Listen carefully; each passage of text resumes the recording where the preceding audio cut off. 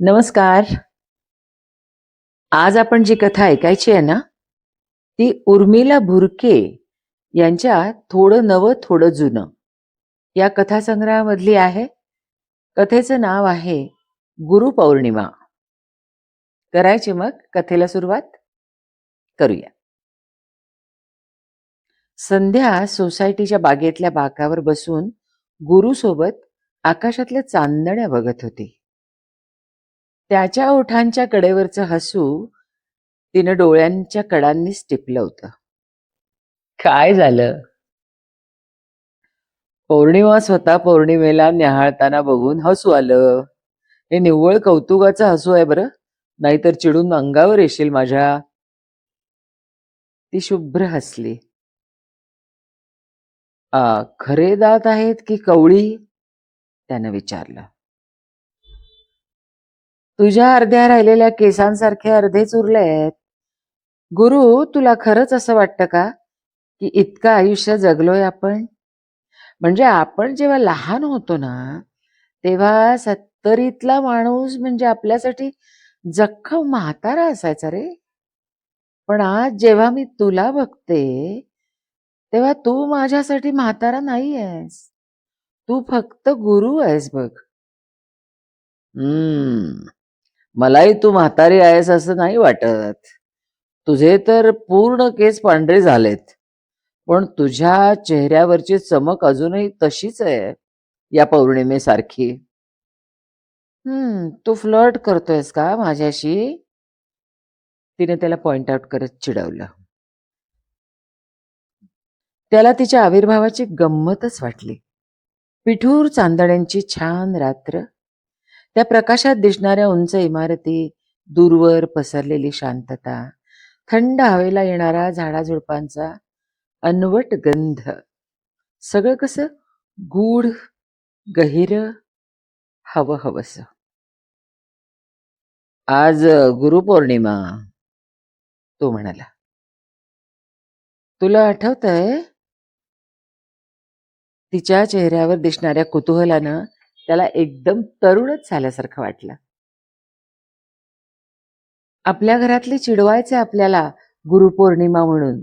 सुरुवातीला मला समजायचंच नाही रे, की आपण एकत्र आलो की कसा गुरुपौर्णिमेचा विषय निघतो. मला तर भीतीच बसली होती तुझी. तू माझ्या बाबांच्या मित्राची लाडावलेली मुलगी एवढंच समजत होतो मी. पण सगळ्यांनी मिळून जसं काही आपलं लग्नच ठरवून टाकलं होतं. तू त्या राकेश सोबत पळून गेलीस बघ, तेव्हा पहिल्यांदा इतकी आवडलीस ना तू मला. इतकं भारी वाटलं होतं मला त्या दिवशी. तिला अगदी मनापासून हसूच आलं. अरे राकेश तयार नव्हताच, मीच त्याला भरीला घातलं होतं. मला वाटायचं रे, की कधी तुझ्या माझ्या घरचे मिळून आपलं लग्न उरकून घेतील. बिचारा राकेश. बिचारा काय, खुश होता की तो. तुला सांगते गुरु, आम्ही एकमेकांसोबत इतके खुश आणि आनंदी होतो, म्हणजे आम्ही दोघं असे अर्धे अर्धे होतो बघ. त्याच्यात जे नव्हतं ते माझ्यात होतं आणि माझ्यात जे नव्हतं ते त्याच्यात होतं. पण आम्ही एकत्र अगदी परफेक्ट होतो मात्र. या चंद्रासारखे पूर्ण. एक वेगळीच केमिस्ट्री होती रे आमच्यात. बोलता बोलता तिच्या चमकत्या चेहऱ्यावर सावट आलं होतं. खूप आठवण येते का त्याची? तुला नाही येत का रे माधवीची? तिनं असं विचारल्यावर तो आठवायला लागला. मुलांची आई म्हणूनच मला जास्त आठवते ती. तिच्या माझ्या नात्यामध्ये एक रेघ होती. म्हणजे आम्ही असे कधीच एकमेकात मिसळून वगैरे गेलोच नाही. आपापली स्वतंत्र व्यक्तिमत्व घेऊन आम्ही जगलो. ना ती कुठं कमी पडली ना मी. पण ती गेली ना, तेव्हा मला कळलं की मी नकळत तिच्यावर अवलंबून होतो. तिच्याशिवाय स्वतःला मॅनेज करणं फार अवघड गेलं ग मला. दोघंही विचारात हरवली.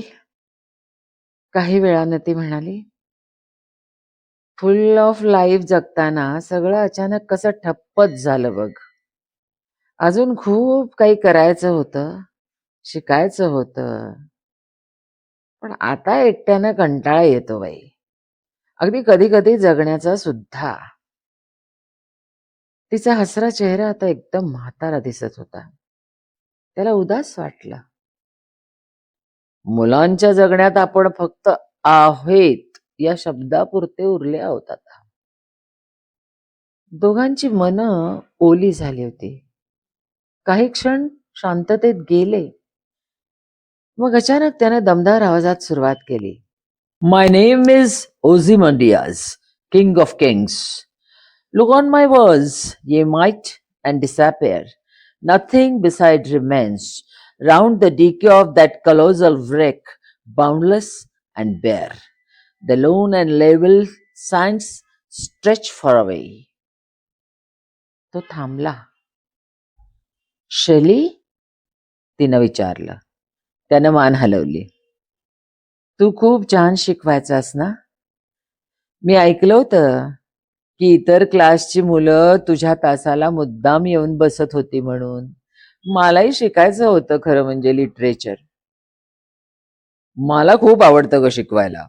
शब्द खूप ताकदीचे असतात. त्यावेळी, त्या वयात, त्या परिस्थितीत कळलेले शब्दांचे अर्थ यावेळी, या वयात आणि या परिस्थितीत दुसरंच काही सांगतात. खूप इंटरेस्टिंग असतं बघ शिकवणं. आणि शिकवता शिकवता स्वतः शिकणं मजा येते. मला शिकवशील? तिनं विचारलं. तो गप्प झाला. काय झालं? मी तुला प्रपोज करतोय. आपण एकत्र राहू. तिला क्षणभर काही समजलंच नाही. या वयात? हे वय आहे म्हणून तो विचारतोय. या वयात आपण कुणालाही उत्तर द्यायला बांधील नाही आहोत. आणि मुलं? त्यांच्याबरोबर ठेवायला तयार आहेत का ती? या वयात आपल्याला आपल्या जबाबदारीवर सोडून दिलंय त्यांनी. अर्थात या चांगल्या सोसायटीत सगळी उत्तम व्यवस्था आहे, पण सोबत आपलेपणा आणि प्रेम. आपण त्यांचे प्रॉब्लेम आयुष्यभर समजून घेतले की नाही?